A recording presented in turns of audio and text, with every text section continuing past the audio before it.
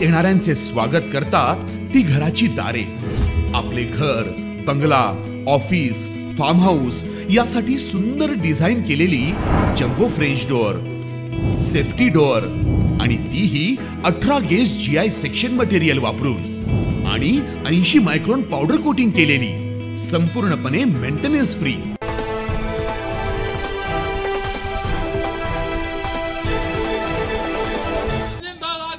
हम तुम्हारे साथ हैं, आगे बढ़ो, हम तुम्हारे साथ हैं।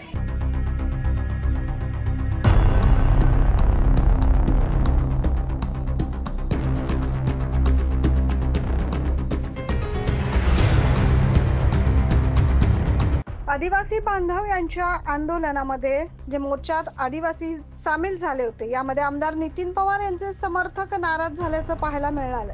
पाहूया सविस्तर बातमी।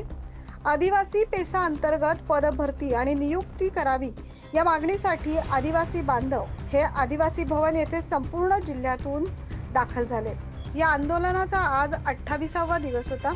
आदिवासींच्या या मागण्यांवर सरकारचं लक्ष वेधण्याकरता कळवण, सुरगाणा या ठिकाणावरून जास्तीत जास्त आदिवासी बांधव या ठिकाणी आले होते। जवळजवळ 400 ते 500 आदिवासी बांधव वेगवेगळ्या वाहनांमधून या ठिकाणी आणले होते। याकरता विशेष पुढाकार आमदार नितीन पवार आणि जिल्हा परिषद माजी अध्यक्षा जयश्री पवार यांच्या नेतृत्वाखाली या आंदोलनाला मोठे पाठबळ मिळावे म्हणून सामील झाले होते। आदिवासींना त्यांचा हक्क मिळावा याकरता मोठ्या प्रमाणात, मोठ्या संख्येने हे बांधव आदिवासी विकास भवन या ठिकाणी जमा झाले। या मोर्चाचं तपोवन पासून आदिवासी विकास भवन पर्यंतचं नेतृत्व माजी जिल्हा परिषद अध्यक्षा जयश्रीताई पवार यांनी केले। गेल्या अनेक दिवसांपासून नितीन पवार हे देखील या आंदोलनात प्रत्यक्ष किंवा अप्रत्यक्षरित्या सहभागी होते। उपोषणाला बसलेल्या उमेदवारांना देखील ते भेटीगाठी घेऊन त्यामध्ये सहभाग घेत होते। आज देखील नितीन पवार यांनी आदिवासी विकास मंत्री विजयकुमार गावित यांच्या समोर आदिवासी बांधवांच्या मागण्या मांडल्या। गावित यांनी देखील 2 दिवसात मुख्यमंत्री यांना याबाबत स्वतंत्र बैठक घेण्याचं आश्वासन दिलंय। प्रामुख्यानं हे विषय भरपूर याने विभागाशी संबंधित आहे आणि हे जवळजवळ म्हणजे सर्वच विभागाशी संबंधित असल्या कारणानं त्यांच्या बरोबर बसून याचा निर्णय करणं अत्यंत गरजेचं आहे आणि ते सामान्य प्रशासनाच्या माध्यमातूनच ते होऊ शकतात। आणि म्हणून मी त्यांना विनंती केली आणि ती विनंती करून मी त्यांना सांगितलं की 30 तारखेला संध्याकाळी 6 वाजेच्या सुमारास आपण हे जे काही उपोषणकर्ते आहेत, त्यांचे प्रतिनिधी आहेत, मुख्यमंत्री, दोन्ही उपमुख्यमंत्री आणि सर्व संबंधित अधिकारी यांच्याबरोबर बैठक घ्यायचा आपण निर्णय केलेला आहे। मात्र आश्वासन दिल्यानंतर बाहेर काही आदिवासी बांधवांचा रास्ता रोकोची सभा सुरूच होती। यामध्ये नितीन पवार यांच्यासह माजी कॅबिनेट मंत्री भारती पवार, आमदार हिरामण खोसकर यांना त्या ठिकाणी संभाषण करू दिले नाही। उपोषणकर्ते आणि केवळ काही ठराविक नेतेच बोलत राहिले।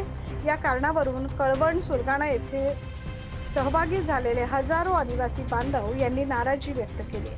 आज नितीन भाऊ यांना भाषण करण्याची संधी दिली पाहिजे होती, ती नाही दिली तरी देखील त्यांच्या मनात पुढेही काही म्हणजे कुठल्याही प्रकारची नाराजी नाही। त्यांनी आमच्या जेवढे गावागावातून जे लोक आले होते त्यांची विचारपूस केली, त्यांची जेवणाची व्यवस्था त्यांनी केली।